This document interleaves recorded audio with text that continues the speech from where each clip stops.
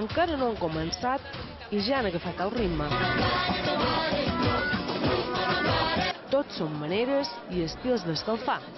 Aquí hi ha de tot. Corredors i corredores experimentats i altres que tot just comencen. Es la primera. No, lo que quiero es llegar antes que se retire la meta. Però totes i tots amb un propòsit clar. I intentar baixar, si pot ser, el temps de l'any passat. L'objectiu principalment és arribar. La mateixa nineta que hi ha aquí de vora, mira, vine a aquí, digue que veig, veuràs. Natàlia, vine. I na Natàlia ve. Bé, enguany és el primer pit de la temporada que fa 10 quilòmetres i ja veurem què tal.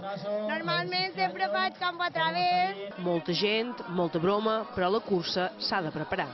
Duim preparant-nos tot l'any, sí. Però bé, hi ha un ambientazo i serà una bona prova. Moltíssima, han dit 2.000 persones. Espectacular, espectacular. Jo fa molt poc que corro, però em fa molta il·lusió. Perquè m'han dit que és la carrera, per tant, emocionada. Gent i colors, una serp llarguíssima de colors, és fantàstic. 2.000 persones, però només un guanyador i una guanyadora. Ella és na Sebastiana. Quedeu-vos amb el nom. Ara sí, tret de sortida i tothom a córrer. Ràpidament s'estira la cursa. El grupet capdavanter marca el ritme molt per davall als 4 km per minut. Ja arribats al passeig marítim, Guillem Moreno i Toni Colom batallen per la victòria. Mentrestant, més enrere, cadascú pugna per mantenir la posició. Moreno finalment es desfeia de la pressió de Toni Colom i enfilava tot sol els 3 darrers quilòmetres. Victòria pel corredor de Ferrer Hotels.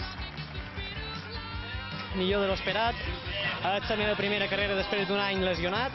No puc demanar més. Primer entrar a la competició guanyant és un plaer. A vegades ja ho veus, la lluita per una posició genera certs malentesos.